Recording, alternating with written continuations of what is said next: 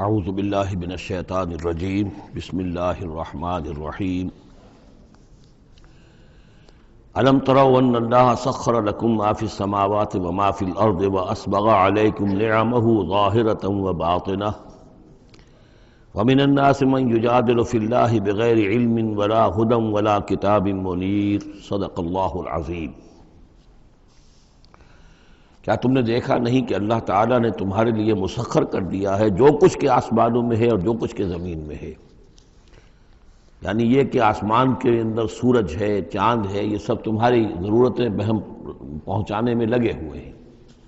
سورج کی تمازت ہے جس سے تمہاری فصلیں پکتی ہیں، اسی سے ہواؤں کا نظام چل رہا ہے، بارشوں کا برسنا، تو یہ سارا معلوم ہوتا ہے کہ تمہارے لیے یہ سب بستر بچھایا ہے اللہ نے اور ساری تمہاری ضرورتیں پوری کی ہیں۔ وَأَسْبَغَ عَلَيْكُمْ نِعَمَهُ، اور اس نے تم پر اپنی ساری نعمتیں مکمل کر دی ہیں، پوری کر دی ہیں۔ ظاہرۃ و باطنۃ، یہ نعمتیں ظاہری بھی ہیں، باطنی بھی ہیں، جو باہر سے نظر آتی ہیں، دکھتی ہیں، جن کو ہم استعمال کرتے ہیں۔ بہت سی نعمتیں وہ جن کا ہمیں احساس ہی نہیں ہے، ہمارے وجود کے اندر کیا کچھ اللہ تعالیٰ نے ودیعت کیا ہوا ہے اس کا ہمیں پوری طرح احساس بھی نہیں۔ وَمِنَ النَّاسِ مَن يُجَادِلُ فِي اللَّهِ بِغَيْرِ عِلْمٍ، یہ آیت آ چکی ہے سورہ حج میں۔ لوگوں میں سے کچھ ایسے بھی ہیں جو جھگڑتے ہیں اللہ کے معاملے میں، یا اللہ کے بارے میں، یا اللہ کی احکام کے بارے میں، اللہ کی آیات کے بارے میں، بغیر اس کے کہ بغیر علم کہ ان کے پاس کوئی علم ہو، ولا ہدن، نہ کوئی رہنمائی اور ہدایت ہے، ولا کتاب منیر، نہ کوئی روشن کتاب ہے۔ وَإِذَا قِيلَ لَهُمُ اتَّبِعُوا مَا أَنزَلَ اللَّهُ قَالُوا بَلْ نَتَّبِعُ مَا وَجَدْنَا عَلَيْهِ آبَاءَنَا، اور جب ان سے کہا جاتا ہے کہ پیروی کرو اس کی جو اللہ نے نازل فرمایا ہے، قرآن اتارا ہے، اس کی پیروی کرو، قالوا، وہ کہتے ہیں، بل نتبع ما وجدنا علیہ آباءنا، بلکہ ہم تو پیروی کریں گے اس کی کہ جس کو پر ہم نے پایا ہے اپنے آباء و اجداد کو۔ اور آج کل خاص طور پر یہ لوک ورثہ اور ہماری پرانی روایات، قومی روایات، اور ہماری جو ہیں ہر علاقے کا ایک کلچر ہے، اس کلچر کو زندہ کیا جائے، کروڑ ہر روپیہ ان چیزوں میں صرف کیا جاتا ہے۔ اولو کان الشیطان یدعوہم الی عذاب السعیر، خواہ شیطان ان کو پکار رہا اور بلا رہا ہو، یہ جو باتیں بنا رہے ہیں در حقیقت یہ شیطان کی دعوت اور اس کی تبلیغ ہے در حقیقت، جس کو انہوں نے قبول کیا ہے۔ یدعوہم الی عذاب السعیر، اور وہ انہیں بلا رہا ہے اس جہنم کے عذاب کی طرف۔ وَمَن يُسْلِمْ وَجْهَهُ إِلَى اللَّهِ وَهُوَ مُحْسِنٌ، اور جس شخص نے اپنا چہرہ اللہ کے سامنے جھکا دیا، تابع فرمان کر دیا اپنے چہرے کو الی اللہ، اللہ کی جانب، وَهُوَ مُحْسِنٌ، اور وہ احسان کی روش اختیار کرے، فَقَدِ اسْتَمْسَكَ بِالْعُرْوَةِ الْوُثْقَىٰ، تو اس نے تو مضبوط تھام لیا ہے، مضبوط کنڈے کو، اس کا ہاتھ پڑ گیا ہے۔ یہ سورہ بقرہ میں بھی یہ الفاظ آئے تھے آیت الکرسی کے فوراً بعد۔ فَمَن يَكْفُرْ بِالطَّاغُوتِ وَيُؤْمِن بِاللَّهِ فَقَدِ اسْتَمْسَكَ بِالْعُرْوَةِ الْوُثْقَىٰ وَإِلَى اللَّهِ عَاقِبَةُ الْأُمُورِ، اور تمام معاملات کا انجام آخر کار اللہ ہی کے ہاتھ میں ہے، اللہ ہی تک اس کو لوٹا دیا جائے گا۔ وَمَن كَفَرَ فَلَا يَحْزُنكَ كُفْرُهُ، اور اے نبی جو کفر کر رہا ہے تو آپ اس کے کفر اور کفر کے لیے جو وہ بھاگ دوڑ کر رہا ہے اس سے آپ پریشان نہ ہو، دلگیر نہ ہو۔ الینا مرجعہم، میری طرف ان سب کو لوٹنا ہے، فننبئہم بما عملوا، ہم انہیں اچھی طرح بتا دیں گے، جتلا دیں گے جو کچھ کہ انہوں نے کیا تھا۔ ان اللہ علیم بذات الصدور، یقیناً اللہ تعالیٰ تو جو کچھ سینوں میں چھپا ہوا ہے اس سے بھی واقف ہے۔ نمتعہم قلیلا، ہم انہیں ذرا تھوڑی دیر کے لیے ساز و سامان دے رہے ہیں، دنیا کے اندر یہ مزے لے لیں، مزے لوٹ لیں۔ ثم نضطرہم الی عذاب غلیظ، پھر ہم انہیں کشاں کشاں لے آئیں گے، کھینچ کر پکڑ کر لے آئیں گے اس عذاب کی طرف جو بہت گاڑھا ہے۔ وَلَئِن سَأَلْتَهُم مَّن خَلَقَ السَّمَاوَاتِ وَالْأَرْضَ لَيَقُولُنَّ اللَّهُ، اور جب اگر آپ ان سے پوچھیں کس نے پیدا کیا آسمان اور زمین تو وہ کہیں گے اللہ نے۔ قُلِ الْحَمْدُلِلَّهِ، کہیے الحمدللہ، ساری حمد بھی پھر اسی کی ہے۔ بل اکثرہم لا یعلمون، لیکن یہ کہ ان کی اکثریت علم نہیں رکھتی۔ للہ ما فی السماوات والارض، آسمان اور زمین میں جو کچھ ہے وہ اللہ کے لیے ہے، اللہ ہی کا ہے، اللہ کی ملکیت ہے، یہ لام تملیک ہے، اللہ کی ملکیت ہے ہر وہ شے جو بھی کچھ ہے آسمانوں میں اور زمین میں۔ ان اللہ هو الغنی الحمید، یقیناً وہ غنی ہے، اسے کوئی احتیاج نہیں، اور حمید ہے، بڑی خوبیوں والا ہے، اپنی ذات میں ستودہ صفات ہے۔ وَلَوْ أَنَّ مَا فِي الْأَرْضِ مِنْ شَجَرَةٍ أَقْلَامٌ، اور اگر جتنے بھی زمین میں درخت ہیں وہ قلم بن جائیں، والبحر، اور سمندر جو ہے وہ سیاہی بن جائے، جیسے میں یہ مضمون سورہ کہف میں بھی آ چکا ہے۔ قل لو كان البحر مدادا لكلمات ربي ولنفد البحر قبل ان تنفد كلمات ربي ولو جئنا بمثله مددا، اگر پورا سمندر جو ہے میرے رب کے کلمات کو لکھنے کے لیے سیاہی بن جائے تو وہ سیاہی سمندر ختم ہو جائے گا، لیکن یہ کہ میرے رب کی کلمات ختم نہیں ہوں گے چاہے اتنا ہی سمندر اور لے آیا جائے۔ وہی مضمون یہاں بھی آ رہا، اور یہ بات نوٹ کی ہے، میں نے کئی مرتبہ آپ کو بتائی ہے کہ اہم مضامین قرآن مجید میں کم سے کم 2 جگہ ضرور ملتے ہیں۔ وَلَوْ، اب وہاں پر صرف سیاہی کا تذکرہ تھا، یہاں سیاہی کے ساتھ قلم۔ وَلَوْ أَنَّ مَا فِي الْأَرْضِ مِنْ شَجَرَةٍ أَقْلَامٌ، اگر جتنے بھی درخت زمین میں ہیں وہ سب کے سب قلم بن جائیں۔ وَالْبَحْرُ، اور سیاہی جو ہے یہاں پہ اب محظوظ سمجھیے مدادن، اور بحر جو ہے سمندر جو ہے وہ سیاہی کی شکل اختیار کر لے۔ یمدہ من بعدہ سبعۃ ابحر، اور اس سیاہی کو پھر مزید پھیلائے اور بڑھائے 7 سمندر اور اس کے اندر جو ہے ڈال دیے جائیں۔ ما نفدت کلمات اللہ، اللہ تعالیٰ کی کلمات ختم نہیں ہوں گے۔ اور یہ میں عرض کر چکا ہوں، اس سے مراد کیا ہے کہ ہر شے جو اس کائنات میں ہے اللہ تعالیٰ کے کلمہ کن کا ظہور ہے، تو گویا کہ یہ تمام مخلوقات جو ہے کلمات اللہ ہے۔ اس اعتبار سے ظاہر بات ہے کہ احصاء کرنا ممکن ہی نہیں، اور آج کچھ نہ کچھ ہمیں اندازہ ہے کہ یہ کائنات کتنی وسیع و عریض ہے۔ ابھی تک بڑی سے بڑی ٹیلیسکوپس ایجاد کرنے کے باوجود trillions and trillions and trillions of light years تک تو ہم نے دیکھ لیا ہے، لیکن کائنات کا سرا ابھی ہمیں نظر نہیں آیا کہ یہ شروع کہاں ہوتی ہے ختم کہاں ہوتی ہے۔ تو اس سے اندازہ کریں اللہ تعالیٰ کی خلاقی کا اور اس کی مخلوقات کتنی ہیں۔ تو وہ جتنے بھی کلمات کن ہیں، اگر ان کو لکھنے کے لیے تمام جو ہے زمین کے درخت وہ قلم بن جائیں اور تمام سمندر جو ہیں وہ سیاہی بن جائے اور 7 سمندر اور بھی اس میں ایڈ کر دیے جائیں، تب بھی یہ کہ اللہ کے کلمات ختم نہیں ہوں گے۔ ان اللہ عزیز الحکیم، یقیناً اللہ تعالیٰ زبردست ہے، حکمت والا۔ اب ادھر تو اس میں تو اللہ تعالیٰ کی تخلیق کی وسعت اور عظمت کا تذکرہ ہو گیا، اب اس کا جو اس کے انتظام کا معاملہ، اس کی تدبیر جو ہے اس میں کس قدر یسر ہے، کتنی آسانی ہے، کتنی سہولت ہے اس کے لیے۔ یعنی اس کائنات کو جیسے کہ سورہ بقرہ میں آیت الکرسی میں بھی آیا تھا وَلَا يَئُودُهُ حِفْظُهُمَا، یہ آسمانوں اور زمین کی حفاظت اس پر کوئی بھاری نہیں ہے، مشکل نہیں ہے، اس کو جو ہے اس کے تھامنے میں، اس کے چلانے میں کوئی اس کے لیے یہ کام بوجھل نہیں ہے، وزنی نہیں ہے۔ وَلَا يَئُودُهُ حِفْظُهُمَا وَهُوَ الْعَلِيُّ الْعَظِيمُ، تو اسی کو یہاں فرمایا مَا خَلْقُكُمْ وَلَا بَعْثُكُمْ إِلَّا كَنَفْسٍ وَاحِدَةٍ، تم سب کو پیدا کرنا اور تم سب کو دوبارہ پیدا کر لینا اللہ تعالیٰ کے لیے ایسے ہی جیسے ایک نفس کا پیدا کر دینا، اللہ کے لیے یہ اتنا یسیر ہے۔ ان اللہ سمیع بصیر، یقیناً اللہ تعالیٰ سمیع ہے اور بصیر ہے۔ تو گویا کہ ایک ہے اللہ کی تخلیق کی وسعت و عظمت، وہ تو کلمات الہی، اور ایک ہے اللہ تعالیٰ پر یہ کتنا ہلکا ہے، اہون علیہ، یہ اس کے لیے بہت آسان ہے، یسر اور سہولت اللہ تعالیٰ اس کے انتظام کو اور اس کو جو لے کر چل رہا ہے وہ اس پر بھاری نہیں۔ الم تر ان اللہ یولج اللیل فی النہار، کیا تم دیکھتے نہیں کہ اللہ تعالیٰ رات کو پرو لاتا ہے دن میں، ویولج النہار فی اللیل، اور دن کو پرو لاتا ہے رات میں۔ اب یہ ایک تو اس کا مفہوم یہ ہو سکتا ہے کہ جیسے ایک ڈوری ہے اور اس ڈوری کے اندر اگر آپ نے دانے ڈالے ہوئے تسبیح میں، ایک سیاہ ہے ایک سفید ہے، ایک سیاہ ایک سفید ہے، تو سیاہ کے بعد سفید، سفید کے بعد سیاہ، یہ تو آتا چلا جائے گا۔ ایک یہ ہے کہ کبھی دن بڑھتا ہے اور رات گھٹتی ہے، گویا کہ دن جو ہے رات میں داخل ہو رہا ہے، کبھی رات بڑھنے لگتی ہے دن گھٹنے لگتا ہے، گویا کہ دن جو ہے وہ رات کو انکروچ کر رہا ہے، رات کے حصے کو گویا کہ اس نے قبضے میں کر لے لیا ہے۔ تو اس طریقے سے اللہ تعالیٰ پرو دیتا ہے رات کو دن میں، دن کو رات میں۔ وَسَخَّرَ الشَّمْسَ وَالْقَمَرَ، اور اس نے مسخر کر دیا ہے سورج کو اور چاند کو۔ كُلٌّ يَجْرِي إِلَىٰ أَجَلٍ مُّسَمًّى، یہ سب کے سب چل رہے ہیں ایک وقت معین تک کے لیے۔ وَأَنَّ اللَّهَ بِمَا تَعْمَلُونَ خَبِيرٌ، اور یقیناً اللہ تعالیٰ جو کچھ کہ تم کر رہے اس سے باخبر ہے۔ ذَلِكَ بِأَنَّ اللَّهَ هُوَ الْحَقُّ، یہ اس لیے کہ اللہ حق ہے۔ وَأَنَّ مَا يَدْعُونَ مِن دُونِهِ الْبَاطِلُ، اور یہ کہ جس کو یہ پکار رہے ہیں اللہ کے سوا وہ سب باطل ہیں، ان کی کوئی حقیقت ہی نہیں۔ باطل اس کو کہتے ہیں جو نظر تو آئے ہو نہ، کوئی حقیقت اس کی نہ ہو، جیسے سراب، پانی نظر آتا ہے لیکن پانی ہے نہیں۔ وَأَنَّ اللَّهَ هُوَ الْعَلِيُّ الْكَبِيرُ، اور یقیناً اللہ تعالیٰ ہی ہے سب سے بلند و بالا اور سب سے بڑا اور عظمت والا۔ أَلَمْ تَرَ أَنَّ الْفُلْكَ تَجْرِي فِي الْبَحْرِ بِنِعْمَتِ اللَّهِ لِيُرِيَكُم مِّنْ آيَاتِهِ، کیا تم دیکھتے نہیں کہ کشتیاں چلتی ہیں سمندر میں یا دریا میں اللہ کی نعمتوں کو لے کر؟ ظاہر بات ہے ٹرانسپورٹ جو ہوتی تھی پہلے بہت بڑی، وہ سمندروں میں کشتیوں سے، دریاؤں میں بھی۔ لِيُرِيَكُم مِّنْ آيَاتِهِ، تاکہ وہ تمہیں دکھائے اپنی آیات میں سے۔ ان فی ذلک لآیات لکل صبار شکور، یقیناً اس میں آیات ہیں، لیکن کس کے لیے؟ ان سب لوگوں کے لیے جو صبر کرنے والے ہیں، شکر کرنے والے ہیں۔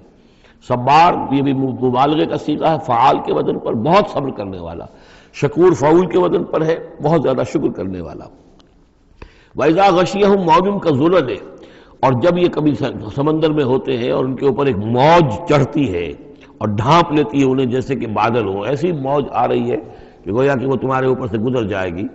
دعوا اللہ مخلصین لہ الدین، تو وہ پکارنے لگتے ہیں اللہ کو اسی کے لیے اپنی اطاعت کو خالص کرتے ہوئے۔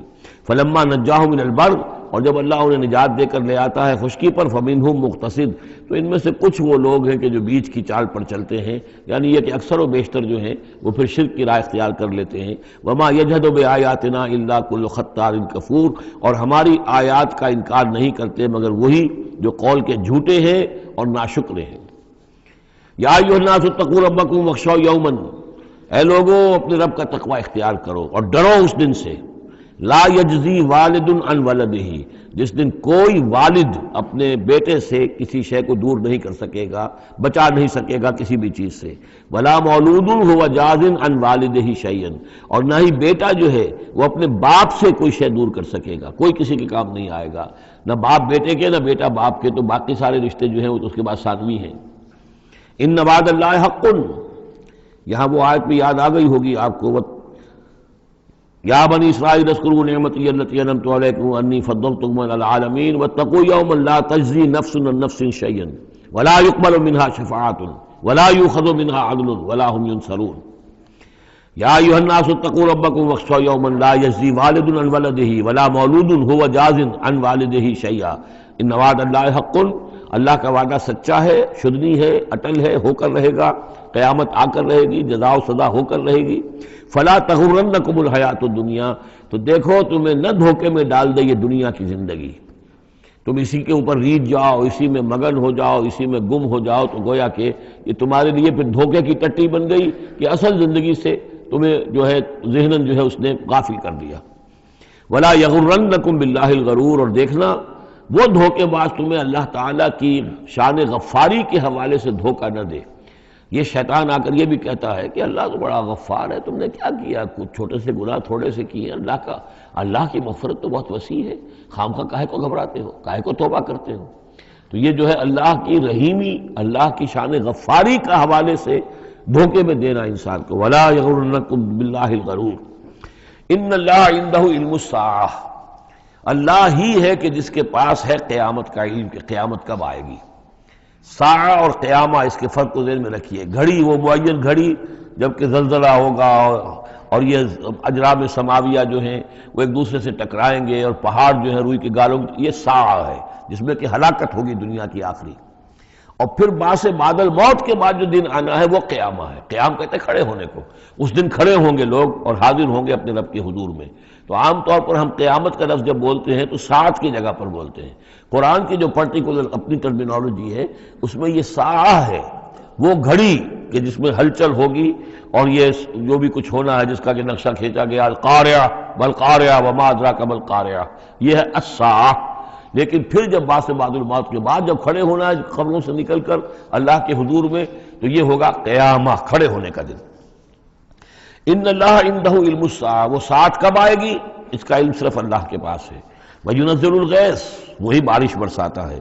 وَيَعْلَمُ مَا فِي الْأَرْحَامِ، وہ جانتا ہے جو کچھ کے رحموں میں ہے، ماں کے پیٹ میں کیا ہے وہ جانتا ہے۔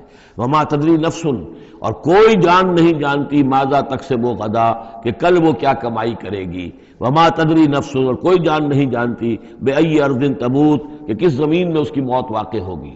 ایک شخص ہے اپنے ملک سے صرف چند دن کے لیے کہیں باہر گیا، وہیں انتقال ہو گیا، اسے کبھی گمان بھی نہیں ہو سکتا تھا، سال ہر سال سے کہیں مقیم ہے وہاں موت نہیں آئی، اور کہیں گیا ہے اور وہاں موت آ گئی۔ تو کوئی نہیں جانتا کس زمین میں اس کی موت واقع ہوگی۔ ان اللہ علیم الخبیر، یقیناً اللہ تعالیٰ علیم اور خبیر ہے۔ یہ جو 5 چیزیں یہاں گنوائی گئی ہیں اس میں آج کل بڑا اشکال ہے، اور لوگ کہتے ہیں کہ یہ آپ پتہ چل جاتا ہے کہ ماں کے رحم میں جو ہے، ماں کے پیٹ میں بیٹا ہے یا بیٹی ہے۔ اس کے 2 اعتبار سے اس کو سمجھ لیجئے۔ اس آیت میں 5 چیزوں کا ذکر ہے۔ پہلی چیز میں حصر کا اسلوب ہے کہ یہ چیز صرف اللہ کو معلوم ہے، اگرچہ یہاں یہ نہیں لکھا ہوا ہے کہ اللہ کے سوا کوئی نہیں جانتا، پھر بھی چونکہ حصر کا اسلوب ہے، ان اللہ عندہ علم الساعہ، یقیناً اللہ ہی ہے جس کے پاس ہے قیامت کا علم، ساعت کا علم۔ اس میں بھی گویا کہ نفی ہو گئی کہ کوئی اور نہیں جانتا۔ دو آخری چیزوں میں بھی نفی ہے، وما تدری نفس ماذا تکسب غدا، کوئی نہیں جانتا کہ کل وہ کیا کمائے گا، اس میں بھی کیٹیگوریکل نفی ہے اس کی۔ وما تدری نفس بأی ارض تموت، یہ بھی پھر کیٹیگوریکل نفی ہے کہ نہیں کوئی جانتا، کوئی جان نہیں جانتی کہ کہاں اس کی موت واقع ہوگی۔ لیکن دو چیزیں جو ہے کیٹیگوریکل ڈینائل نہیں ہے۔ وَيُنَزِّلُ الْغَيْثَ، اللہ بارش برساتا ہے، یہ کہاں لکھا؟ نہ یہاں اس حصر کا اسلوب ہے، نہ یہ لکھا ہے کہ یہ کام جو ہے صرف اللہ کرتا ہے۔ اسی طرح یعلم ما فی الارحام، اللہ جانتا ہے جو کچھ کے رحموں میں ہے، اب یہ جو نہیں لکھا کہ کوئی اور نہیں جانتا۔ اس اعتبار سے قرآن مجید کے الفاظ جو ہیں ان کے اوپر تو اعتراض وارد ہو ہی نہیں سکتا۔ البتہ اعتراض اگر کچھ وارد ہوتا تو ایک حدیث پر ہوتا ہے۔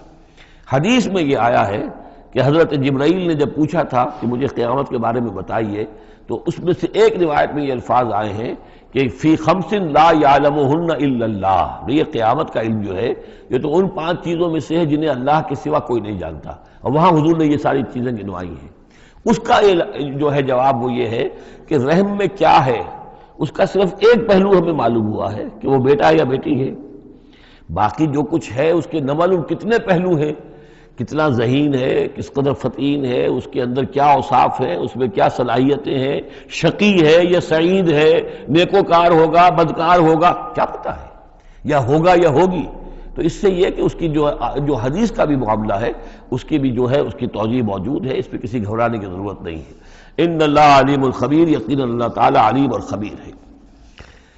سورۃ السجدہ، اب یہ سورہ مبارکہ آئی ہے، یہ 3 رکوعوں پر مشتمل ہے، اور اس میں بڑا ردم بہت تیز ہے، اور یہ ذہن میں رکھیے گا کہ یہ حضور کی بہت محبوب صورتوں میں سے ایک صورت ہے، اس لیے کہ آپ کا یہ رواج، آپ کا یہ معمول تھا کہ آپ جمعے کے روز صبح فجر کی پہلی رکعت میں اس سورہ سجدہ کی تلاوت فرمایا کرتے تھے۔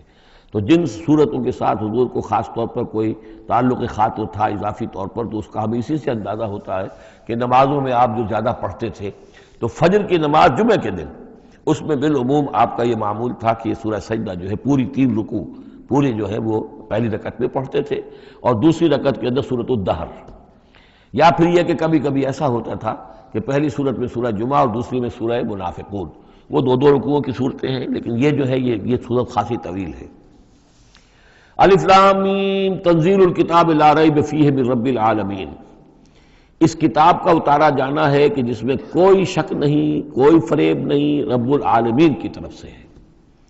ام یقولون افتراہ، کیا یہ کہتے ہیں کہ یہ محمد نے خود گھڑ لی ہے صلی اللہ علیہ وسلم، خود لکھ لی ہے؟ بل هو الحق من ربک، نہیں، یہ الحق ہے تیرے رب کی طرف سے، لتنذر قوما ما اتاہم من نذیر، تاکہ خبردار کر دیں آپ اے نبی اس قوم کو کہ جس کے پاس کوئی نبی پہلے نہیں آیا، کوئی خبردار کرنے والا نہیں آیا۔ حضرت اسماعیل سے لے کر اور حضرت محمد تک بڑے طویل عرصے تک کوئی نبی اس نسل میں نہیں آیا، اس قوم میں نہیں آیا۔ لعلہم یہتدون، آپ خبردار کریں انہیں شاید تاکہ وہ ہدایت پائیں، شاید کہ وہ ہدایت پائیں، تاکہ وہ ہدایت پائیں۔ اللہ الذی خلق السماوات والارض وما بینہما فی 6 ایام، اللہ وہ ہے کہ جس نے پیدا کیا آسمانوں کو اور زمین کو اور جو کچھ ان دونوں کے مابین ہے 6 دنوں میں۔ ثم استوى علی العرش، پھر وہ متمکن ہو گیا تخت حکومت پر، تخت پر۔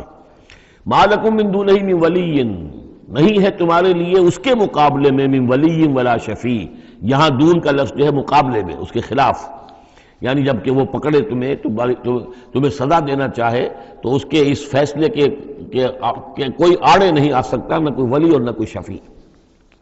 افلا تتذکرون، تو کیا تم تذکر نہیں کرتے، سمجھتے نہیں ہو، عقل سے کام نہیں لیتے۔ یدبر الامر من السماء الى الارض، وہ تدبیر کرتا ہے امر کی آسمان سے زمین کی طرف۔ ظاہر بات ہے کہ اللہ تعالیٰ کے جو فیصلے ہوتے ہیں، اور اس میں ایک تو ہے 1000 سال کا ایک نقشہ ہے جو اللہ بناتا ہے، پلاننگ ہے، جو اللہ کا ایک دن ہے، لیکن یہ کہ ہمارے حساب سے جو 1 سال ہے اس کے لیے بھی جو لیلۃ القدر آتی ہے وہ در حقیقت وہ اس سال کا بجٹ سیشن ہے کہ اس 1000 سال میں سے اس سال کے اندر کیا کیا ہونا ہے۔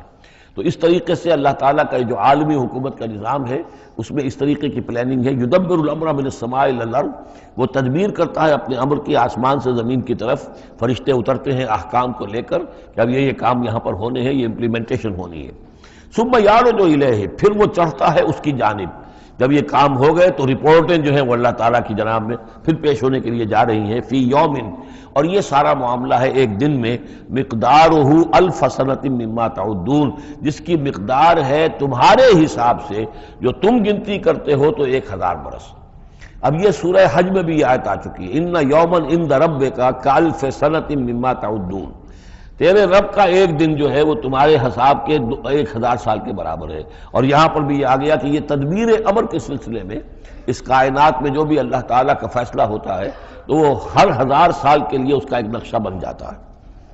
ذالک عالم الغیب والشہادۃ، وہ ہستی ہے جاننے والی ہر چھپی چیز کی اور ہر سامنے کی چیز کی. العزیز، جو زبردست ہے، الرحیم، رحم فرمانے والی ہے. الذی احسن کل شیء، جس نے کہ جو شے بنائی، کل شیء خلقہ، جو شے بھی اس نے بنائی بہت خوبصورت بنائی، بہت عمدہ بنائی. اس کی خلقت میں کوئی نقص تم نہیں دکھا سکتے، کہیں کوئی کوتاہی نہیں دکھا سکتے. وبدأ خلق الانسان من طین، اور انسان کی تخلیق کا آغاز کیا گارے سے. یہ تخلیق کا آغاز تو گارے سے ہوا، یا تو یہ کہ وہ آدم کی تخلیق جو ہے وہ جو جن مراحل سے ہو کر گزری ہے اس کو ہم کئی دفعہ دیکھ چکے ہیں، یا جیسے کہ میں نے سورہ مومنون کے شروع میں عرض کیا کہ خود ہر انسان کی بھی جو تخلیق ہو رہی ہے اس کا بھی اصل تو جو ہے کہ باپ کے جسم میں جو نطفہ بن رہا ہے تو وہ بھی تو ظاہر بات ہے کہ زمینی جو غذا ہے اور وہ مٹی ہی کی کشید جو ہے وہی چیزیں ہیں کہ جس کے ذریعے سے وہ اس کا نطفہ بنتا ہے. لیکن اس کے بعد ثم جعل نسلہ من سلالۃ من ماء مہین، پھر یہ جو نسل چلی ہے آدم کی علیہ الصلوۃ والسلام، اب یہ چلی ہے اس بے قدر پانی کی کہ نچڑا ہوا پانی جو ہے سلالۃ من ماء مہین، اس سے اب یہ نسل آگے چل رہی ہے. پہلا مرحلہ آدم کا مٹی سے آدم تک، اب آدم سے آگے جو تناسل کا معاملہ چل رہا ہے نوع انسانی کا، ریپروڈکشن جس نظام سے ہو رہی ہے اس کا یہ نسل جو ہے اس میں یہ ذریعہ بن رہا ہے. ثم سواہ ونفخ فیہ من روحہ، اب یہاں سما جو آ رہا ہے گویا کہ نسل انسانی میں سے جو بھی کوئی ایک بچہ جو ہے اس کو اللہ تعالیٰ اس کی نوک پلک سنوار دیتا ہے، ونفخ فیہ من روحہ، اور اس میں پھر پھونکتا ہے اپنی روح میں سے.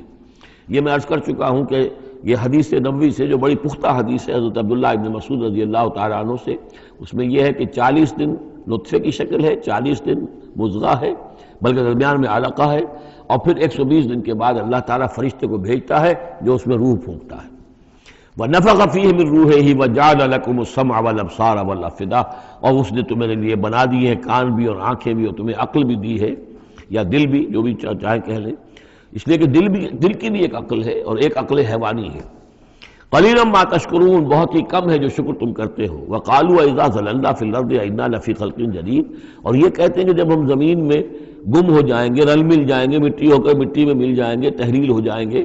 اور آج کا کوئی نوجوان کہے گا جبکہ اس کے تو ایٹم جو ہے وہ بھی منتشر ہو گئے، اس کے الیکٹرانز بھی پتہ نہیں کہاں سے کہاں گئے، اب اسی کے جسم سے کھاد بن گئی ہے، وہ اس کا جسم کھاد بن گیا ہے، اور وہ کھاد جو ہے وہ پلانٹس کے اندر آ گئی ہے، اور وہ پلانٹس جو ہیں وہ بکری نے کھا لیے ہیں، اور بکری سے کہیں سے کہاں پہنچ گئے، کیسے جمع ہوں گے اس کے اجزاء. وَقَالُوا إِذَا ضَلَلْنَا فِي الْأَرْضِ، جب ہم زمین کے اندر گم ہو جائیں گے، کھوئے جائیں گے، أَإِنَّا لَفِي خَلْقٍ جَدِيدٍ، کیا پھر ہمیں ایک نئی تخلیق جو ہے عطا ہو جائے گی. بل ہم بلقاء ربہم کافرون، حقیقت میں یہ اپنے رب کی ملاقات کا انکار کر رہے ہیں، کیونکہ انہیں معلوم ہے کہ ان کے کرتوت کیا ہیں. ظاہر بات ہے جس کے دل کے اندر اللہ کے لیے خلوص اور محبت ہے اور دل راب دل رہیس، تو اسے یہ بھی یقین ہوگا میرا پروردگار بھی مجھ پر شفقت فرمائے گا، رحم فرمائے گا. آپ اگر مخلص ہیں اللہ کے ساتھ تو اللہ تعالیٰ کی طرف سے بھی رحمت کی امید ہوگی، تو پھر تو انسان ملنا چاہے گا. یہ لوگ انکار کرنا چاہتے ہیں اللہ سے ملاقات کا، اعتراض یہ کر رہے ہیں کیسے ہو سکتا ہے، کیسے پیدا ہو سکتے ہیں. حالانکہ بے وقوف یہ دیکھیں کہ اگر تمہیں وہ پہلی مرتبہ پیدا کر سکتا ہے تو دوبارہ پیدا کرنا کیسے مشکل ہوگا. تو تمہیں پہلے بھی پیدا کیا، زمین ہی سے اجزاء آئے ہیں، سارے ایٹمز وہیں سے آئے ہیں، وہیں سے ہو کر تمہارے وجود جو ہے وہ بنا ہے. قُلْ يَتَوَفَّاكُم مَلَكُ الْمَوْتِ الَّذِي وُكِّلَ بِكُم، کہہ دیجئے کہ تمہیں قبض کر لے گا وہ فرشتہ جو موت کا فرشتہ ہے، جو تم پر مقرر کر دیا گیا ہے. ثُمَّ إِلَىٰ رَبِّكُمْ تُرْجَعُونَ، پھر تم اپنے رب کی طرف لوٹا دیے جاؤ گے. وَلَوْ تَرَىٰ إِذِ الْمُجْرِمُونَ نَاكِسُو رُءُوسِهِمْ، اور کاش کہ تم دیکھ سکو وہ منظر جبکہ یہ مجرم کھڑے ہوں گے سر ڈالے ہوئے اپنے پروردگار کے سامنے، ربنا ابصرنا وسمعنا، وہ کہیں گے پروردگار اب ہم نے دیکھ لیا، حقیقت ہم پر منکشف ہو گئی، اب ہم نے سن لیا، ہر بات جو ہے ہم نے پا لی، فرجینا، تو ایک دفعہ ہمیں دنیا میں لوٹا دے، نعمل صالحا، اب ہم نیک عمل کریں گے، انا موقنون، اب ہمیں یقین آ گیا، ایمان کیا، ایمان سے بھی آگے کی بات، اب تو پورا یقین ہمیں حاصل ہو گیا، وَلَوْ شِئْنَا لَآتَيْنَا كُلَّ نَفْسٍ هُدَاهَا، اگر اسی طرح ہم نے ہدایت دینی ہوتی پردے اٹھا کر تو دنیا ہی میں ہم سب کو جو ہے ہدایت دے دیتے۔ اب فائدہ جو ہے اب ایمان لانے کا کوئی فائدہ نہیں ہے، اب تو جزا کا وقت ہے، یہ اب وہ امتحان کا وقت ختم ہو چکا۔ وَلَوْ شِئْنَا لَآتَيْنَا كُلَّ نَفْسٍ هُدَاهَا وَلَكِنْ حَقَّ الْقَوْلُ مِنِّي، لیکن میری طرف سے تو یہ میرا فیصلہ جو ہے یہ ثابت ہو چکا ہے، پختہ ہے، صادر ہو چکا ہے، لَأَمْلَأَنَّ جَهَنَّمَ مِنَ الْجِنَّةِ وَالنَّاسِ أَجْمَعِينَ، کہ میں جہنم بھی تو میں نے بنائی ہے نا، آخر اس کے لیے بھی مجھے ایندھن چاہیے، تو اب تو یہ کہ تم لوگ اس کا ایندھن بنو گے، اب تو میں جنات اور انسان جو بھی تھے، جو باغی تھے ہمارے، اب ان کو اس جہنم کے اندر جھونک کر رہیں گے، فَذُوقُوا بِمَا نَسِيتُمْ لِقَاءَ يَوْمِكُمْ هَذَا، اب چکھو ذرا مزہ اس چیز کا جو تم نے آج کے دن کی ملاقات کا انکار کیا یا اسے نظر انداز کیے رکھا، انا نسیناکم، ہم نے بھی اب تمہیں نظر انداز کر دیا، اب ہم سے بات نہ کرو، لا تکلمون، اب ہم مجھ سے بات نہ کرو، وذوقوا عذاب الخلد بما کنتم تعملون، اور جو کچھ تم کرتے رہے اس کی پاداش میں اب ہمیشگی والا عذاب چکھو۔ انما یؤمن بآیاتنا الذین اذا ذکروا بها، میری ایمان رکھنے والے تو ہماری آیات پر وہ لوگ ہیں کہ جب انہیں ہماری آیات کے ذریعے سے تذکیر کی جاتی ہے، نصیحت کی جاتی ہے، انہیں سنائی جاتی ہے، خروا سجدا، وہ سجدے میں گر پڑتے ہیں، وہ سبحوا بحمد ربہم، اور وہ اپنے پروردگار کی حمد کے ساتھ تسبیح کرتے ہیں، وہم لا یستکبرون، اور وہ گھمنڈ نہیں کرتے، تکبر نہیں کرتے۔ یہ آیت سجدہ ہے۔ تتجافی جنوبہم عن المضاجع، رات کے اوقات میں ان کے پہلو بستروں سے دور رہتے ہیں، علیحدہ رہتے ہیں، رات کو یبیتون لربہم سجدا وقیاما، ایک تو وہ شخص ہے کہ جو ساری رات پڑا سوتا رہتا ہے، اور ایک وہ ہے کہ جو وقفے وقفے سے اٹھتا ہے، اللہ کو یاد کرتا ہے، کبھی کھڑا ہے کبھی سجدہ کر رہا ہے، تو ان کے پہلو جو ہیں وہ ان کے بستروں سے علیحدہ رہتے ہیں، یدعون ربہم خوفا وطمعا، اپنے رب کو پکارتے رہتے ہیں، دعا کرتے رہتے ہیں اپنے رب سے، خوف کے ساتھ بھی اور طمع کے ساتھ بھی، انہیں امید بھی ہوتی ہے، لالچ بھی ہوتا ہے کہ اللہ تعالیٰ رحم فرمائے، مغفرت فرمائے، لیکن ڈر بھی رہتا ہے کہ کہیں ہماری پکڑ نہ ہو جائے۔ وَمِمَّا رَزَقْنَاهُمْ يُنْفِقُونَ، اور جو کچھ ہم نے انہیں دیا ہے اس میں سے پھر وہ خرچ کرتے ہیں ہماری رضا جوئی کے لیے۔ فَلَا تَعْلَمُ نَفْسٌ مَّا أُخْفِيَ لَهُم مِّن قُرَّةِ أَعْيُنٍ، تو کسی جان کو نہیں معلوم، کسی انسان کو نہیں معلوم کیا کچھ چھپایا گیا ہے ان کے لیے ان کی آنکھوں کی ٹھنڈک کے واسطے، یعنی جنت میں ہم نے کیا کچھ چھپایا ہوا ان کے لیے کوئی نہیں جانتا، فلا تعلم نفس، کوئی نہیں جانتا۔ اسی مضمون کو اصل میں حضور نے ادا کیا ہے کہ ما لا عین رات ولا اذن سمعت وما خطر علی قلب بشر، باقی جو چیزیں بیان کی گئی ہیں ان کے بھی اصل حقیقت تو وہاں کھلے گی، لیکن پھر بھی یہ تو ابتدائی نزول ہے، پہلی مہمان نوازی ان چیزوں سے ہے جن کا کہ قرآن مجید میں ذکر ہے، جن کو کہ ہم سمجھ سکتے ہیں۔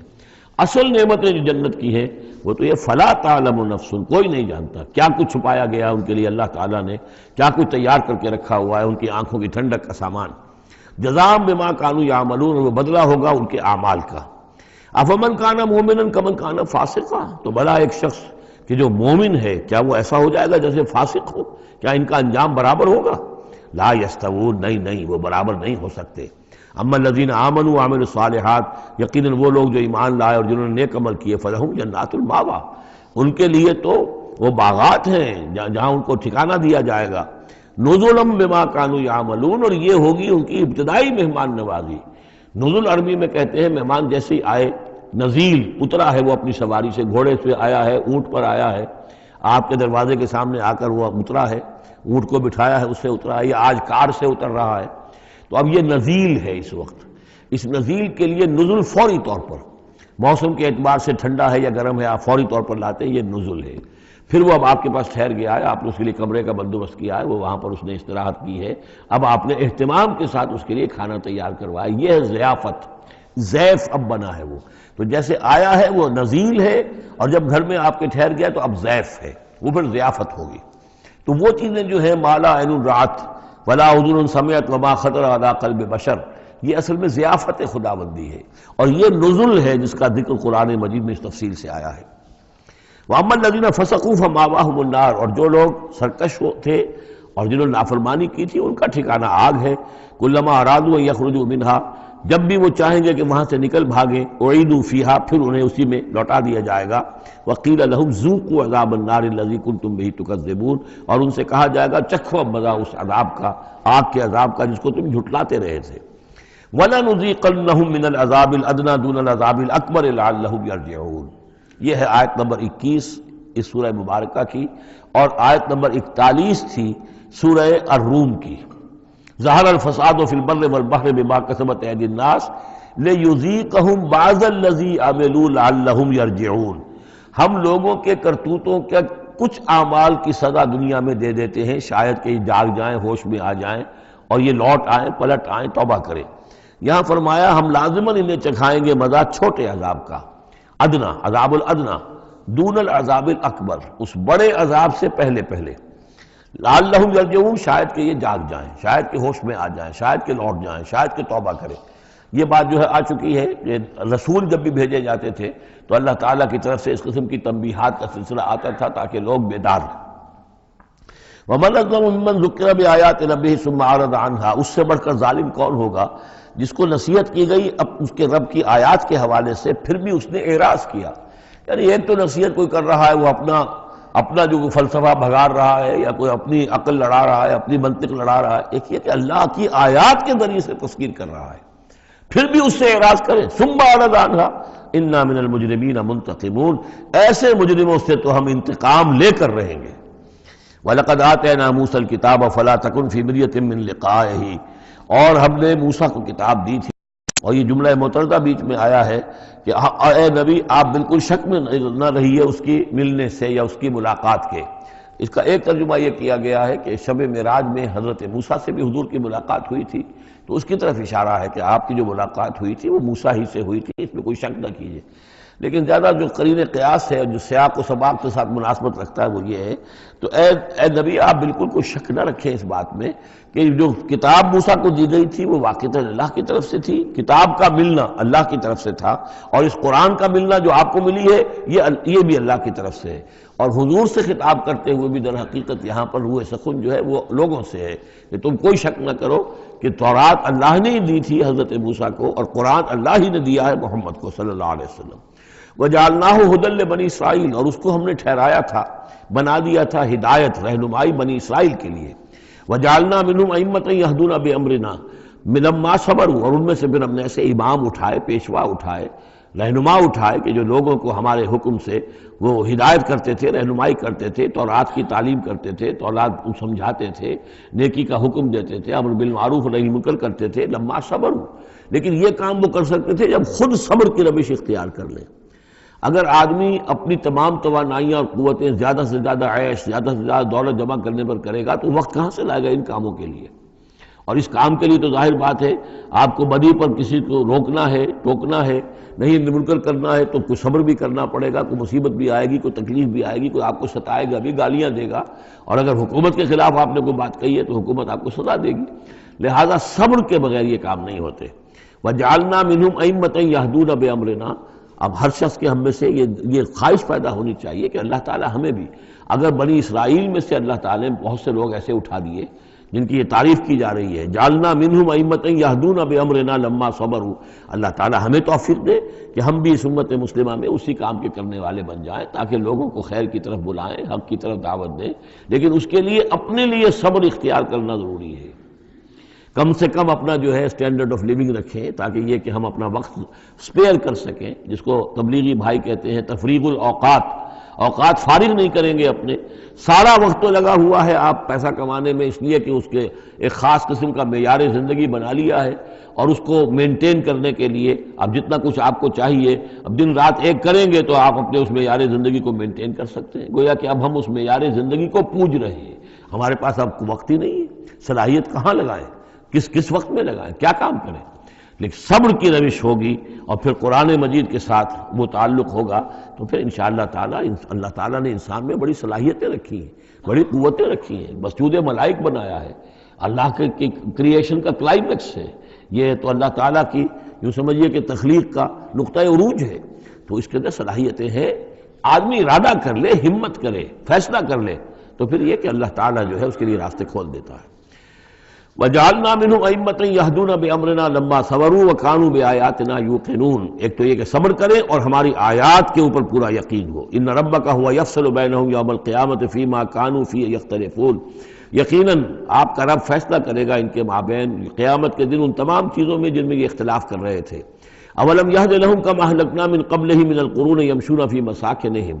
کیا ان کے لیے یہ بات کافی نہیں ہوئی، ان کی رہنمائی کے لیے، ان کو سبق دکھانے کے لیے کہ ان سے پہلے ہم نے کتنی ہی بستیوں کو اور کتنی ہی نسلوں کو جو ہے ہلاک کیا ہے، کہ وہ جو پھرتے تھے اپنی انہی مساکن میں، اپنے شہروں میں، اور ایک مفہوم یہ کہ جن میں اب یہ پھر رہے ہیں، یہ جاتے ہیں اور سمود کی بستیوں کے پاس سے گزرتے ہیں. اور آج ہی بتایا گیا ہے کہ اخبار میں وہ خبر آئی ہے کہ کوئی برطانوی سیاست جو ہے وہ محققین، انہوں نے وہ ڈیڈ سی میں اس کے ساحل کے ساتھ ہی اور پانی کے نیچے وہ آثار موجود ہیں اس شہر کے کہ جس کی طرف حضرت لوط علیہ السلام کو بھیجا گیا تھا.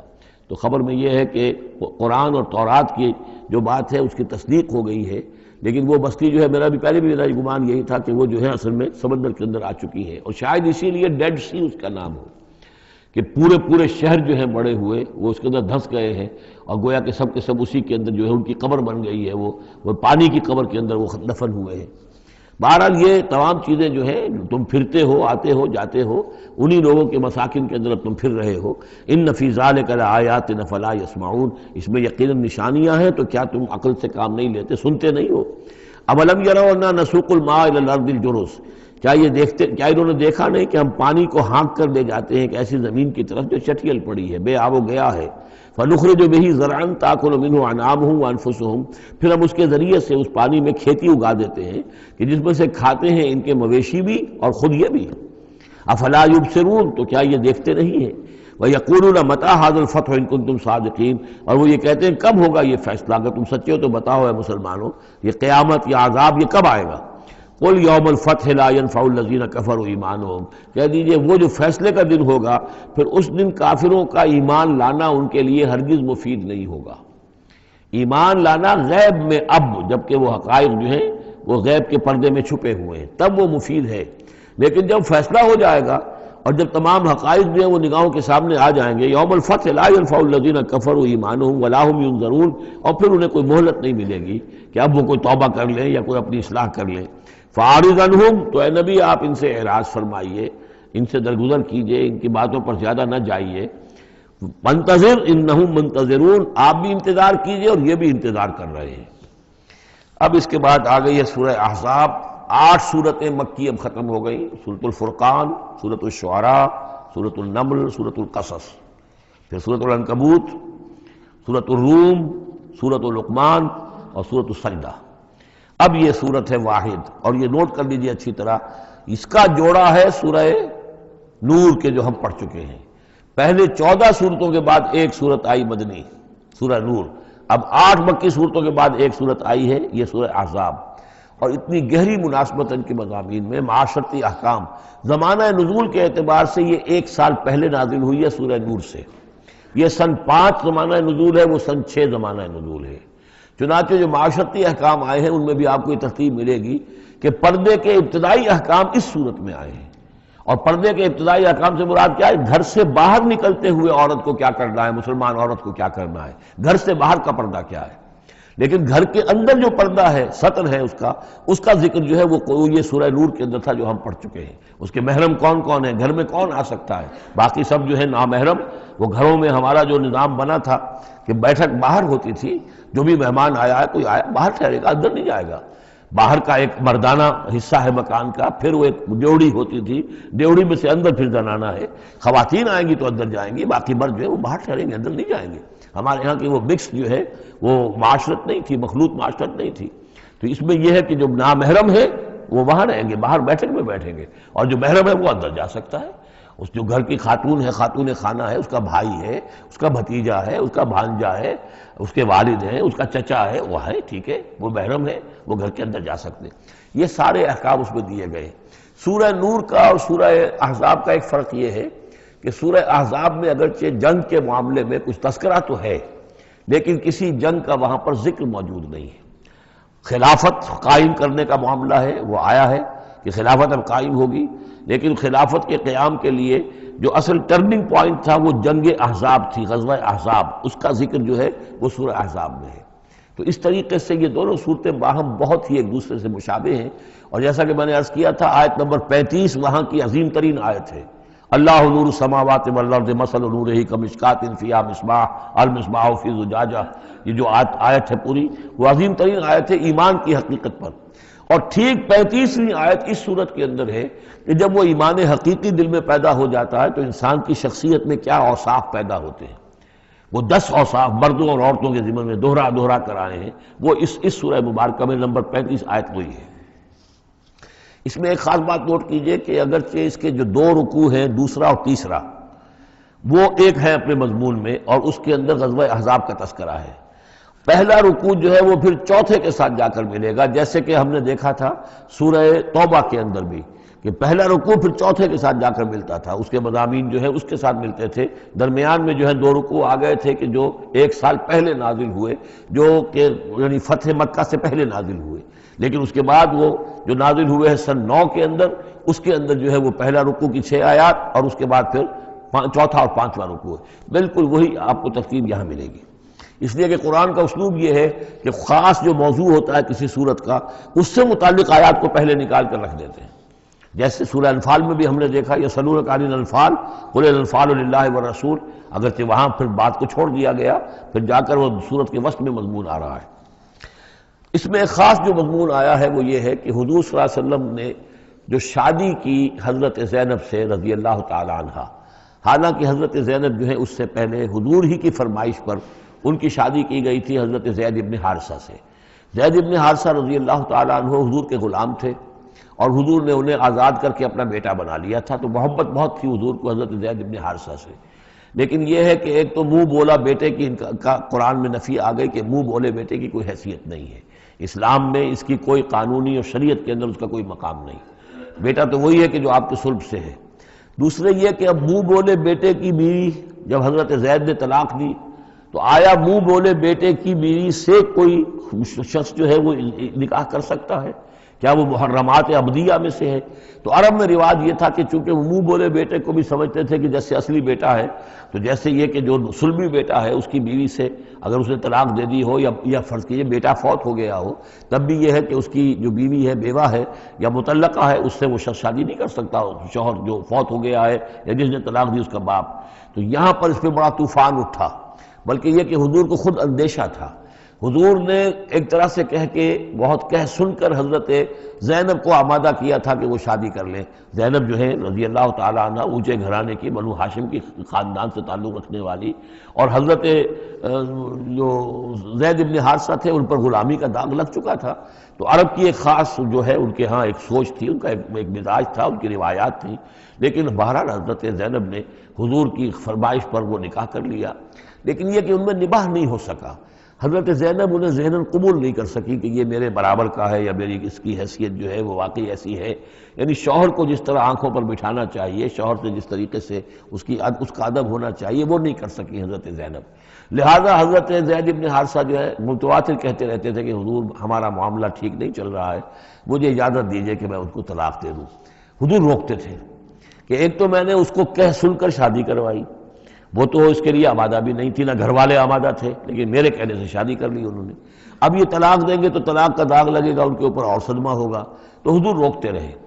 لیکن شاید یہ بھی دل میں آپ کے خیال تھا کہ اگر خدا نہ خواستہ زید نے طلاق دے ہی دی تو پھر زینب کی دل جوئی اس کے بغیر ممکن نہیں ہوگی کہ میں خود پھر ان سے شادی کروں، لیکن میں کیسے شادی کروں گا جبکہ میں نے تو زید کو اپنا منہ بولا بیٹا بھی کہا تھا، تو اس حوالے سے تو سکینڈل بن جائے گا، اور پورے لوگ جو ہیں دشمن تو موجود ہیں، مارے آستین منافقین بھی موجود تھے، وہ اس کو ایک ایشو بنا لیں گے میرے خلاف۔ یہ ہے پس منظر جو پہلے رکوع میں آ رہا ہے۔ یا ایھا النبی اتق اللہ، اے نبی اللہ کا تقوی اختیار کیجئے، ولا تطع الکافرین والمنافقین، اور کافروں اور منافقوں کی باتیں نہ مانیے۔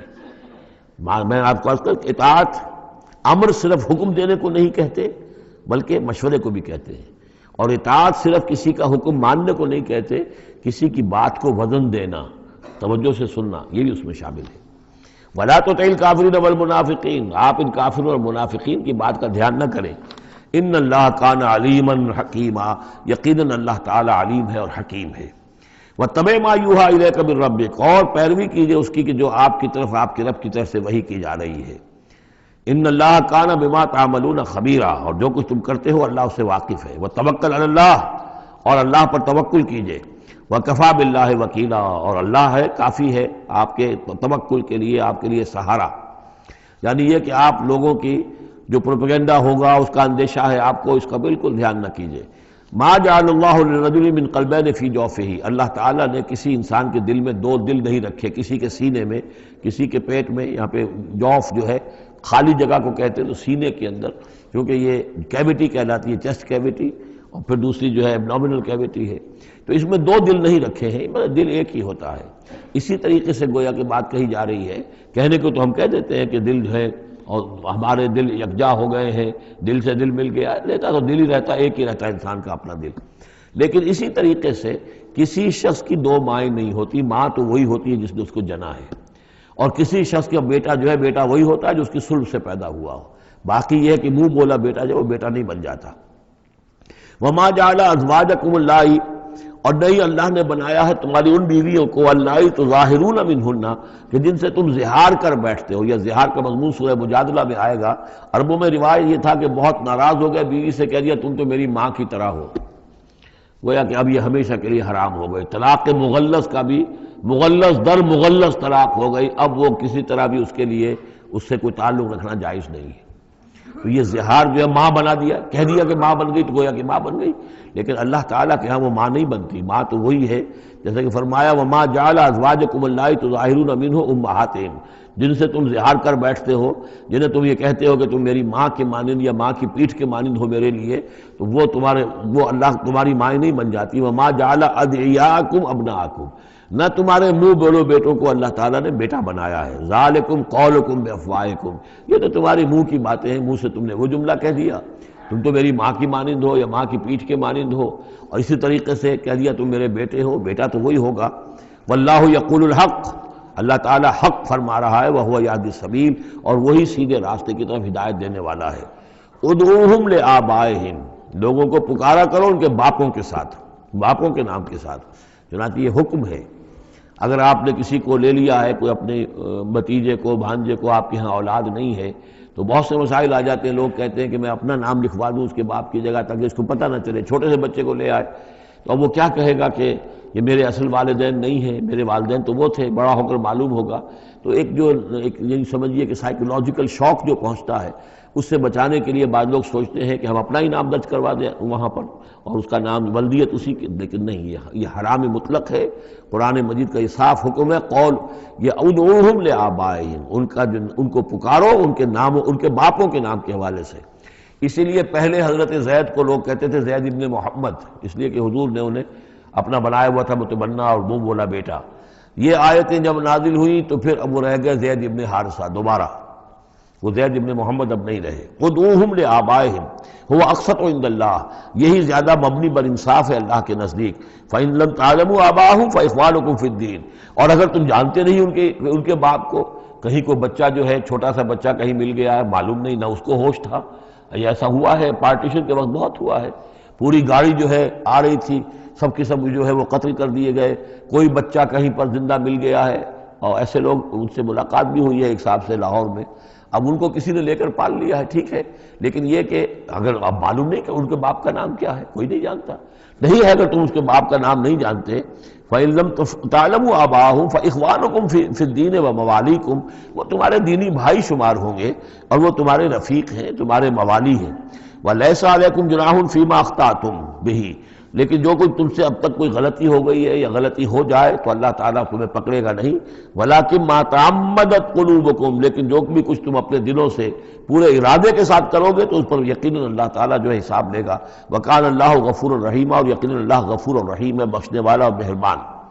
النبی اولیٰ بالمؤمنین من انفسہم، یقیناً نبی جو ہے اہل ایمان کے لیے ان کی اپنی جانوں سے زیادہ محبوب ہونا چاہیے، زیادہ جو ہے حقدار ہے کہ وہ اپنی جانوں سے زیادہ حضور کی جان کی فکر کریں، حضور کی جان سے محبت رکھیں۔ وَأَزْوَاجُهُ أُمَّهَاتُهُمْ، اس میں یہ ہے کہ یہاں پر یوں سمجھیے کہ گویا کہ محذوف یہ ہے کہ وَهُوَ أَبٌّ لَهُمْ، یعنی حضور جو ہے، رسول جو ہے وہ ان کے لیے بمنزلہ باپ ہے۔ اس کے لیے ایک حدیث بھی موجود ہے کہ میرا مقام تم سب کے والد کی حیثیت سے، جیسے کہ فرمایا گیا ازواجہ امہاتہم، ابھی آ رہا ہے کہ اس کی جو بیویاں ہیں نبی کی وہ تمام مسلمانوں کی مائیں ہیں۔ اسی لیے ہم ام المومنین حضرت عائشہ، ام المومنین حضرت خدیجہ الکبریٰ، ام المومنین حضرت صفیہ، تو یہ تمام جو ہیں صفیہ ہیں، تو یہ سب کی سب جو ہے ام المومنین ہیں۔ تو النبی اولیٰ بالمومنین من انفسہم وہو اب لہم، ان کے لیے باپ کے درجے میں ہے۔ بلکہ یہ کہ یہ بعض جو ابتدائی قاری تھے وہ تو اس کے ساتھ پڑھتے بھی تھے اس کو، وَأَزْوَاجُهُ أُمَّهَاتُهُمْ، اور اس کی بیویاں جو ہے وہ ان کی ماؤں کا درجہ رکھتی ہیں۔ وَأُولُو الْأَرْحَامِ بَعْضُهُمْ أَوْلَىٰ بِبَعْضٍ فِي كِتَابِ اللَّهِ، باقی یہ ہے کہ جو رحمی رشتے ہیں، جو سگے بہن بھائی ہیں، رحمی جن کے رشتے ہیں، وہ اللہ کی کتاب میں، شریعت میں وہ ایک دوسرے سے قریب تر ہیں۔ یہ الفاظ آ چکے ہیں سورہ انفال کی بھی آخری آیت کہ یہ اپنے بھائیوں کے ساتھ جو بھی بھلا سلوک کرو۔ انصاری اور مہاجر بھائی بن گئے تھے، انہوں نے اپنی زندگی میں اپنے گھر تقسیم کر دیے یا اپنی دکانیں تقسیم کر دی، وہ ٹھیک ہے۔ زندگی میں جو بھی تم چاہو، الا ان تفعلوا الی اولیاءکم، تم اپنے بندوں کے ساتھ جو خیر بھی کرنا چاہو اپنے بھائیوں اور دوستوں کے ساتھ کرو، لیکن وراثت میں ظاہر بات ہے منہ بولے بھائی کا کوئی حصہ نہیں، منہ بولا بیٹے کا کوئی حصہ نہیں۔ اور وہ جو بنا دیے گئے تھے انصاری اور مہاجر آپس میں بھائی، وہ بھائی چارہ جو ہے وہ بھی وراثت کے اندر نہیں چلے گا۔ وراثت جو ہے وہ تو جو اصل رحمی رشتے ہیں انہی میں ہے۔ وَأُولُو الْأَرْحَامِ بَعْضُهُمْ أَوْلَىٰ بِبَعْضٍ فِي كِتَابِ اللَّهِ مِنَ الْمُؤْمِنِينَ وَالْمُهَاجِرِينَ، اہل ایمان اور مہاجرین ان سب کا معاملہ یہی ہے۔ إِلَّا أَن تَفْعَلُوا إِلَىٰ أَوْلِيَائِكُمْ مَعْرُوفًا، ہاں تم اپنے دوستوں کے ساتھ کوئی نیک سلوک کرو، بھلائی کرو، ان کو کچھ اپنے زندگی کے اندر تم اگر کچھ ہبہ کرنا چاہتے ہو ہبہ کر سکتے ہو، یہ سارے کام ہو سکتے ہیں، لیکن قانون اور شریعت اور وراثت اس میں ان کا کوئی حصہ نہیں۔ کان ذالک فی الکتاب مستورا، یہ تمام چیزیں جو ہے کتاب میں پہلے سے لکھی ہوئی ہیں۔ اس لیے بھی کہ یہ چیزیں جو آ چکی ہیں، اول تو یہ کہ تورات میں بھی ہوں گی، لیکن سورہ نساء میں بھی یہ باتیں آ چکی ہیں، اسی طریقے سے سورہ انفال میں بھی آ چکی ہیں۔ وَإِذْ أَخَذْنَا مِنَ النَّبِيِّينَ مِيثَاقَهُمْ، اور ذرا یاد کرو جب کہ ہم نے لیا تھا انبیاء سے ایک میثاق۔ یہ آل عمران میں ہم پڑھ چکے ہیں، 81 اور 82 نمبر 81 82 آیات ہیں یہ، اس میں ہم نے میثاق لیا تھا، میثاق النبیین، وَمِنْکَ وَمِن نُوحٍ، آپ سے بھی لیا تھا اور نوح سے بھی لیا تھا، وَإِبْرَاهِيمَ وَمُوسَىٰ وَعِیسَىٰ ابْنَ مریم، اور ابراہیم سے اور موسیٰ سے اور عیسیٰ ابن مریم سے، وَأَخَذْنَا مِنْهُمْ مِيثَاقًا غَلِيظًا، اور ان سب سے ہم نے بڑا گاڑا قول و قرار لیا تھا، میثاق لیا تھا۔ یہ ذکر ہو چکا ہے سورہ آل عمران میں۔ اور یہاں بھی نوٹ کیجئے، اگر ہم یہ نہ مانیں کہ یہ ارواح کا معاملہ ایک علیحدہ وجود ہے اور یہ پہلے پیدا کر دیے گئے تھے، تو میثاق کب لیا گیا؟ ان سب کو کیسے جمع کیا گیا؟ وہ تو ایک میثاق الست جو ہے تمام ارواح سے لیا گیا، الست بربکم، پھر ان میں سے جو وہ تھے جنہیں نبوت ملنے والی تھی، روح محمدی بھی موجود تھی اور روح ابراہیم بھی تھی، روح عیسیٰ بھی تھی، یہ ساری ارواح تھی، ان سے پھر ایک ایڈیشنل جو میثاق لیا گیا۔ وہ ظاہر بات ہے کہ جب تک کہ آپ روحانی وجود کا علیحدہ سے ہونا اس کو تسلیم نہیں کرتے، تو قرآن مجید کے یہ سارے مضامین جو ہیں پھر کہیں گے استعارہ ہے، تو استعارہ رہ جائے گا، پھر کوئی حقیقت ثابت نہیں رہے گی۔ لِيَسْأَلَ الصَّادِقِينَ عَنْ صِدْقِهِمْ، تاکہ اللہ تعالیٰ پوچھ لے سچوں سے ان کے سچ کے بارے میں، اور گویا کہ آگے محذوف ہے وَالْكَاذِبِينَ مِنْ كِذْبِهِمْ، اور جو جھوٹے ہیں ان سے ان کے جھوٹ کے بارے میں سوال کر لے، تاکہ اللہ تعالیٰ پوری طرح پوچھ گچھ کر لے سچوں سے ان کے سچ کے بارے میں۔ وَعَدَّ لِلْكَافِرِينَ عَذَابًا أَلِيمًا، اور یقیناً اس نے کافروں کے لیے ایک بہت دردناک عذاب تیار کیا ہوا ہے۔ یہ پہلا رکوع یہاں پر ختم ہو گیا، یہ 8 آیات کا ہے۔ اس کے بعد اب یہ مضمون چلے گا 2 رکوعوں کے بعد چل کر، دوسرے تیسرے کے بعد چوتھے رکوع کے ساتھ۔ ابھی یہ صرف اس کی تمہید ہے کہ اے نبی آپ ان کافروں کا اور منافقین کا کوئی سکینڈل بن جائے گا، کوئی یہ ہو جائے گا، کوئی وہ ہو جائے گا، اس کو اپنے ذہن سے بالکل نکال دیجئے، جو اللہ کا حکم ہے اس کے اوپر عمل کیجئے۔ آپ کے لیے وہ نکاح کرنے میں قطعاً کوئی قباحت نہیں ہے، اور اللہ تعالیٰ نے تو گویا کہ آپ کو حکم دے دیا، اس لیے کہ وہ آ جائے گا کہ ہم نے تو وہ شادی آپ کی کر دی ہے، ہمارے حکم سے یہ حضرت زینب کے ساتھ آپ کا نکاح جو ہے طے پا چکا ہے۔ اس کے بعد 2 رکوع جو ہے ان میں ذکر ہو رہا ہے غزوہ احزاب کا۔ ہمارے پاس چند منٹ ہیں تو غزوہ احزاب کا جو تاریخی پس منظر ہے وہ میں بیان کر دیتا ہوں، باقی اس سے آگے ہم پڑھیں گے انشاءاللہ تعالی کل۔ یہ غزوہ ہوا ہے سن 5 میں، اور اس کے لیے جو ہے بڑا اہتمام ہوا ہے۔ سب سے پہلے تو یہ کہ بنو نذیر جو نکال دیے گئے تھے مدینے سے اور وہ پھر جا کر خیبر وغیرہ میں آباد ہو گئے تھے، اب انہیں مدینے کی یاد آتی تھی، انہیں ستاتی تھی یاد مدینے کی، وہ واپس آنا چاہتے تھے، وہ چاہتے تھے کہ مسلمانوں سے انتقام لے۔ تو انہوں نے پھر یہ ہے، اور اس میں خاص طور پر وہ ابو عامر راہب جس کا تذکرہ ہم پڑھ چکے ہیں سورہ توبہ کے اندر، انہوں نے جو ہے بڑی محنت کر کے ایک طرف قریش کو آمادہ کیا کہ وہ حملہ کریں، دوسری طرف یہ ہے کہ جو نجد کے قبائل تھے غطفان وغیرہ ان کو آمادہ کیا۔ تو یہ ایک گویا سمجھیے کہ متحدہ محاذ بن کر ایک گرینڈ آرمی جو ہے وہ آئی، 12,000 کی فوج، جو عرب میں یوں سمجھیے کہ یہ کوئی انہونی سی بات تھی کہ کوئی اتنی بھی قوت، وہ شمال سے بھی آئے، جنوب سے بھی آئے، اور مغرب سے بھی آئے، مشرق سے بھی آئے۔ اس کا نقشہ تو بعد میں جب ہم پڑھیں گے تو کھل جائے گا۔ اب انہوں نے آ کر گھیر لیا مدینے کو، محاصرہ کر کے پڑ گئے، اتنی بڑی فوج۔ حضور کے پاس کل اس وقت جو تعداد بنتی تھی 3,000 کی تھی مدینے کے اندر، جن میں کہ منافقین بھی تھے۔ اور دوسری یہ کہ عقب میں وہ بنو قریظہ بھی موجود تھے، ایک قبیلہ بڑے طاقتور قبیلہ تھا، بڑا قبیلہ تھا، ان کی گڑھیاں تھیں، ان کے قلعے تھے، وہ موجود تھے۔ اب پیچھے وہ موجود ہیں، اندیشہ ہے کہ کہیں وہ غداری کریں، جیسے کہ اس سے پہلے بنو قینقاع نے کی یا بنو نذیر نے کی، اس وقت وہ غداری کریں گے، اور اس کی خبریں بھی مل گئی تھی کہ سلسلہ جنبانی ہو چکا ہے اور باہر سے وہ لشکر آ گیا ہے۔ دو طرف مدینے کے حرات ہیں، چٹانیں ہیں لاوے کی، سیاہ پتھر ہیں اور چکنے ہیں، ان کے اوپر نہ اونٹ چل سکتا ہے اور نہ گھوڑا دوڑ سکتا ہے۔ تو وہ جو حرات ہیں مدینے کے دو طرف، وہ تو گویا کہ ایک اللہ تعالیٰ کی طرف سے ایک نیچرل پروٹیکشن جو ہے مدینہ کو ملی ہوئی ہے۔ اب دو طرف جو رہ گئے تو اس میں پیچھے تھے، یہ عقب میں جو ہے یہ بنو قریظہ کی گڑھیاں تھیں، اور سامنے کا علاقہ تھا کہ جہاں سے لشکر آ کر جو ہے انہوں نے جو حملہ کرنا تھا۔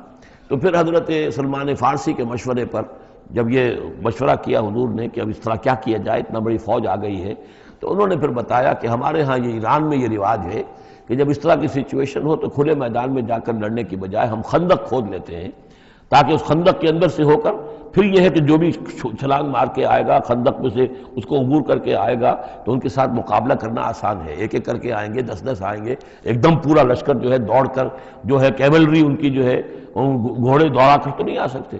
تو اس حوالے سے پھر خندق کھودی گئی، بہت ہی یعنی رصد کم تھا، فاقے لوگوں کو ہو رہے تھے، 2 3 دن کے کھانے کو کچھ نہیں ملا، سردی شدید تھی۔ اس موسم میں پھر طے ہوا کہ خندق کھودو، تو مسلمان خندق بھی کھود رہے تھے، اور اسی دوران یہ خبر بھی مل گئی کہ بنو قریظہ بھی بغاوت پر اور بدعہدی پر آمادہ ہیں۔ یعنی ہر اعتبار سے یہ سمجھ لیجئے کہ اللہ تعالیٰ نے اہل ایمان کے صبر اور امتحان کے لیے ایک بہت ہی سخت خوفناک صورت پیدا کر دی۔ اگرچہ اس کے بعد ہوا کیا، اس میں یہ ہے کہ ایک حضرت نعیم تھے ابو مسعود الاشجعی، نعیم بن ابن مسعود اشجعی، انہوں نے ایک بڑی تدبیر کی، حضور سے آ کر اجازت بھی دی، اشجعی قبیلے کے تھے، وہ باہر کے تھے، مدینے کے نہیں تھے، کہ حضور اگر آپ مجھے اجازت دیں تو میں ان کے مابین کچھ آپس میں بد اعتمادی پیدا کر دوں۔ بنو قریظہ کے پاس گئے کہ دیکھو تم یہاں رہتے ہو، یہ تو باہر سے آئے ہیں، فرض کریں چلیے آپ یہ سمجھتے ہیں کہ وہ جیت جائیں گے اور محمد اور ان کے ساتھیوں کو تم ختم کر دو گے، لیکن یہ بھی سوچو کہ اگر برعکس ہو گیا 10%، 20%، 30% کوئی امکان ہے کہ نہیں، تو تم کیا کرو گے؟ تمہیں تو یہاں رہنا ہے، پھر محمد کے ساتھ پھر تمہارا معاملہ ہوگا، اور ہو سکتا ہے کہ وہ چھوڑ کر چلے جائیں، پھر تو تم ایسے کرو کہ ان سے مانگو کہ کچھ لوگ ہاسٹیجز تمہیں دیں اپنے، تاکہ ان کو یقین یہ رہے، تمہیں یقین رہے کہ وہ اپنے وعدے سے پھریں گے نہیں، جو بھی وعدہ انہوں نے کیا ہے تمہارے ساتھ مدد کرنے کا، اور تمہارا جو اندر سے تم مسلمانوں پر حملہ کرو گے تو جو کچھ بھی ان کے وعدے وہ پورے کریں گے۔ انہوں نے کہا بات تو ٹھیک ہے، یہ نعیم جو کہہ رہا ہے یہ بات صحیح ہے۔ تو انہوں نے وہ مطالبہ کیا ان سے، قریش سے، اور وہ جو لشکر باہر پڑے ہوئے تھے 12,000 کے، کہ آپ اپنے کچھ آدمی ہمارے پاس بھیجیے تاکہ ہمیں اعتماد رہے، ہمارے پاس وہ رہیں گے ہاسٹیجز کی حیثیت سے، کہ ہمیں یقین رہے کہ آپ اپنی بات پوری کریں گے۔ ادھر سے جا کے ان سے کہا کہ وہ تم ان کے اوپر کیسے اعتماد کر رہے ہو، وہ تو تمہارے اوپر اعتماد ہی نہیں کرتے، تم سے آدمی مانگ رہے ہیں۔ اور اس طریقے سے ان کے مابین جو ہے وہ ایک فرکشن پیدا کر دی، بد اعتمادی پیدا کر دی۔ ایک تو یہ ایک تدبیر ہوئی، دوسرے یہ کہ سب سارے امتحان پورا ہو گیا اور دودھ کا دودھ پانی کا پانی جدا ہو گیا، اہل ایمان بھی ثابت ہو گئے، ثابت قدم یہ لوگ ہیں، اور منافقین کا بھی جو خب سے باطن تھا ان کی زبانوں پر آ گیا، اور معلوم ہو گیا کہ ان کے دلوں کے اندر نفاق ہے۔ پھر اللہ تعالیٰ نے ایک تیز آندھی بھیجی، وہ آندھی ایسی آئی، جھکڑ ایسا آیا کہ وہ لشکر جو تھا اس کے خیمے اڑ گئے، جہاں دیگیں چڑھی ہوئی تھی چولہوں کے اوپر آگ لگ گئی اور اس سے ایک افراتفری پیدا ہوئی جس کے نتیجے میں وہ لشکر انہوں نے اپنا وہاں سے کیمپ اٹھایا اور چلے گئے. باقاعدہ کوئی بڑی لڑائی کی کوئی شکل پیدا ہی نہیں ہوئی، لیکن اللہ نے بس امتحان جو ہے ایک شریر مسلمانوں کا لے لیا. اب اس کے بارے میں انشاءاللہ تعالی کل ہم اس کا مطالعہ کریں گے. بارک اللہ لی و لکم فی القرآن العظیم ونفعنی وإیاکم بالآیات والذکر الحکیم.